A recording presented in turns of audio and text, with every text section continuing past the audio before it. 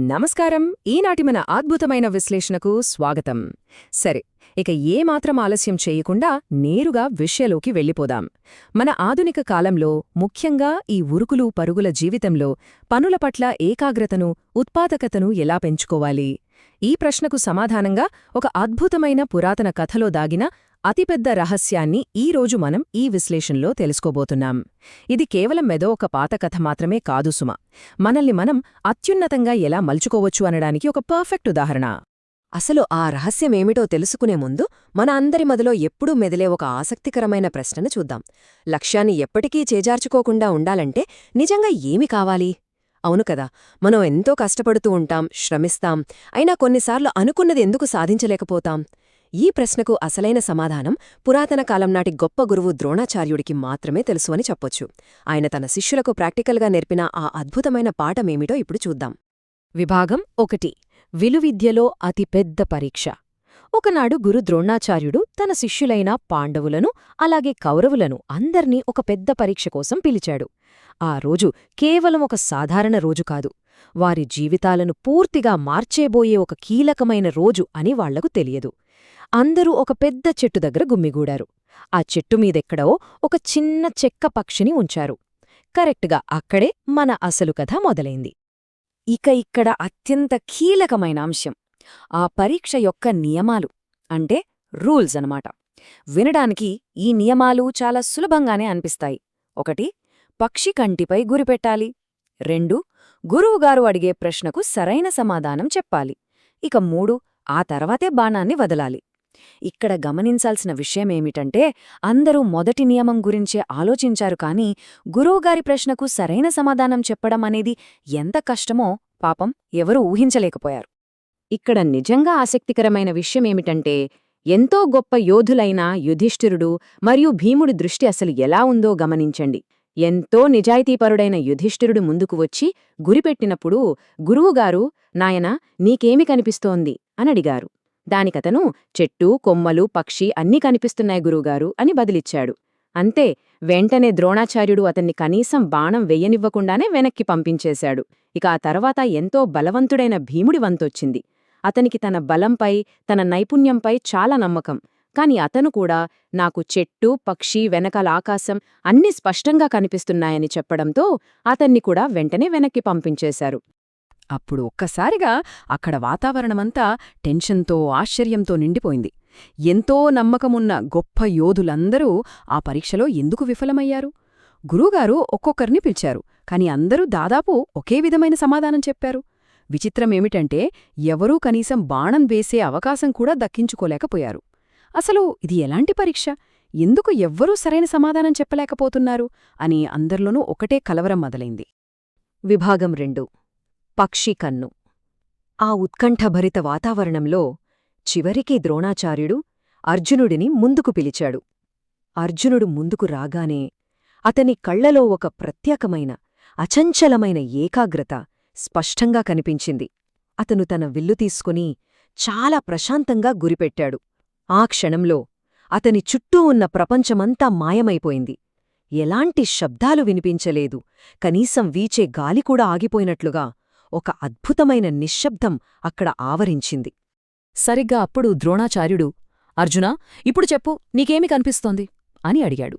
దానికి అర్జునుడు ఎంతో ప్రశాంతంగా, గురువుగారు, నాకు ఆ పక్షి కన్ను తప్ప ఇంకేమీ కనిపించడం లేదు అని బదులిచ్చాడు.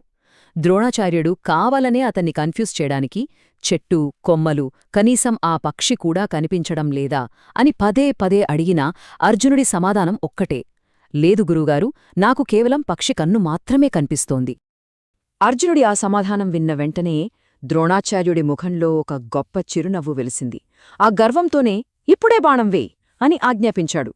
అప్పుడు అర్జునుడు ఒక్క సెకండ్ కూడా ఆలోచించలేదు, ఏమాత్రం ఆలస్యం చేయలేదు. వెంటనే బాణాన్ని వదిలాడు. ఆ బాణం అలా సూటిగా గాలుకి దూసుకెళ్లి పక్షి కంటిని పర్ఫెక్టుగా తాకింది. అది ఒక అద్భుతమైన డైరెక్ట్ హిట్. అక్కడున్న అందరూ ఆ దెబ్బకు ఆశ్చర్యంలో మునిగిపోయారు. అప్పుడు ద్రోణాచార్యుడు అసలు ఆ పరీక్ష వెనుక ఉన్న పరమార్థాన్ని అందరికీ వివరించాడు. ఇక్కడ ప్రధానమైన తేడా ఏమిటో స్పష్టంగా గమనించండి.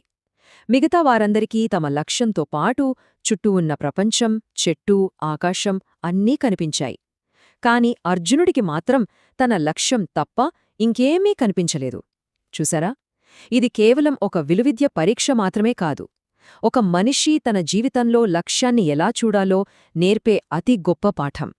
మన ఏకాగ్రత అసలు ఏ స్థాయిలో ఉండాలో తెలిపే ఒక అద్భుతమైన ఉదాహరణ.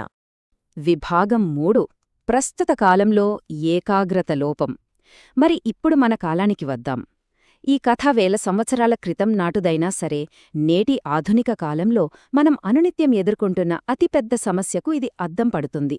మనం కూడా ప్రతిరోజూ ఎంతో ఉత్సాహంగా పనులు మొదలు పెడతాం. కాని మన మనస్సు ఎప్పుడూ ఒకే చోట నిలకడగా ఉండదు కదూ. ఎన్నో ఆలోచనలు, మరెన్నో పరధ్యానాలు మనల్ని ఉక్కిరిబిక్కిరి చేసేస్తుంటాయి. ఇది ఎంత అద్భుతంగా వివరిస్తుందంటే, మన మనస్సు అసలు ఎలా ముక్కలేపోతుందో ఒక్కసారి గమనించండి. మన ఆలోచనల్లో కేవలం 25% మాత్రమే లక్ష్యాల మీద ఉంటే, మిగతా 25% మన ఫోన్ నోటిఫికేషన్లు, అంటే సడన్గా వచ్చే ఫుడ్ డెలివరీ మెసేజ్ కావచ్చు, లేదా ఏదైనా ఫన్నీ మీమ్ కావచ్చు, దొంగిలిస్తాయి. ఇక మిగిలిన వాటిలో మనలోని అనవసరమైన సందేహాలు, భయాలు ఆక్రమించేస్తున్నాయి. ఇలా మన ఏకాగ్రత పూర్తిగా ముక్కలేపోవడం వల్లే ఆనాడు యుధిష్ఠిరుడు, భీముడు విఫలమైనట్లుగానే నేడు మనం కూడా ఎన్నోసార్లు విఫలమవుతూ వస్తున్నాం. విభాగం 4. పట్టించుకోకపోవడంలో ఉన్న శక్తి. ఇక్కడ మనం గ్రహించాల్సిన అత్యంత ముఖ్యమైన విషయమొకటుంది. అదే సబ్ట్రాక్షన్ లేదా వదిలేయడం. అవును, మన కళ్ల ముందు ఒక స్పష్టమైన లక్ష్యముండాలంటే మనం దేనిపై దృష్టి పెట్టాలి అనేదానికంటే కూడా దేనిని విస్మరించాలి, దేనిని పక్కన పెట్టేయాలి అనేది నేర్చుకోవడం చాలా అంటే చాలా అవసరం. అనవసరమైన వాటిని పట్టించుకోకపోవడంలోనే అసలైన శక్తి దాగి ఉంది. అర్జునుడు మనకు నేర్పిన అత్యంత సరళమైన కానీ అత్యంత పవర్ఫుల్ అయిన పాఠమిదే. మనము ఏం చూస్తున్నామనేది కాదు, దేనిని వదిలేస్తున్నామనేది ముఖ్యం. ఇదొక్కటే అర్థమైతే చాలు. మన చుట్టూ ఉన్న పరధ్యానాలను, అసలు ఏమాత్రం అవసరం లేని విషయాలను మనం కనుక నిర్దాక్షిణ్యంగా వదిలేయలేకపోతే ఆ విజయం ఎప్పటికీ మనకు దూరంగానే ఉంటుంది. నిజం చెప్పాలంటే ఈ ఒక్క వాక్యం ఒక పవర్ఫుల్ మంత్రం లాంటిది. కాబట్టి ఆ లక్ష్యాన్ని ప్రాక్టికల్గా ఎలా చేరుకోవాలి? చాలా సింపుల్. ముందుగా దైనందిన జీవితంలో అవసరం లేని వాటిని, మన సమయాన్ని తినేసే విషయాలను తీసేయాలి. రెండవది, మనకున్న అతి అమూల్యమైన సమయాన్ని చాలా జాగ్రత్తగా కాపాడుకోవాలి. మూడవది, అర్జునుడిలాంటి ఒక బలమైన ఏకాగ్రతను నిర్మించుకోవాలి. ఎప్పుడైతే ఒకసారి అర్జునుడిలాగా ఆలోచించడం మొదలుపెడతామో అప్పుడు తీసుకునే నిర్ణయాలు, చేసే పనులు అన్నీ పూర్తిగా మారిపోతాయి. విజయం మన సొంతమవుతుంది. ఏకాగ్రత ఉన్నవారికి, లేనివారికి మధ్య ఉన్న ప్రధానమైన డిఫరెన్స్ ఏంటో గమనిస్తే, ఏకాగ్రత ఉన్నవారు తమ ప్రయాణాన్ని చాలా నెమ్మదిగా మొదలుపెట్టినా సరే చివరికి వారు తప్పక గెలుస్తారు. ఎందుకంటే వారి దృష్టి ఎప్పుడూ ఆ లక్ష్యంపైనే లాకై ఉంటుంది. అదే ఏకాగ్రత లేనివారు ఎంత ఫాస్ట్గా పనులు మొదలుపెట్టినా చుట్టూ ఉన్న పరధ్యానాల వల్ల త్వరగానే అలసిపోయి మధ్యలోనే ఆగిపోతారు. మనల్ని మనం నెక్స్ట్ లెవెల్కి తీసుకెళ్లడానికి ఇది ఒక అద్భుతమైన రిమైండర్ కదూ. ఈ కథతో మనమొక అద్భుతమైన విషయాన్ని తెలుసుకున్నాం. అనవసరమైన వాటిని పూర్తిగా తొలగించి లక్ష్యం వైపు మాత్రమే చూసినప్పుడు అసాధ్యం కూడా సుసాధ్యమవుతుంది. మరి ఈ విశ్లేషణ చూసిన తర్వాత మనందరికీ ఒక ఆలోచన రాకమానదు. ఈ ఆధునిక ప్రపంచంలో మన చుట్టూ ప్రతి క్షణం వెక్కిరిస్తున్న పరధ్యానాలను జయించి ఆ ఏకాగ్రత కలిగిన అర్జునుడిగా ఈరోజు ఎవరు మారబోతున్నారు? ఆలోచించండి. మనందరి దైనందిన జీవితాలకు ఈ విశ్లేషణ ఒక కొత్త దిశానిర్దేశం చేస్తుందని ఆశిస్తూ ముగిస్తున్నాను.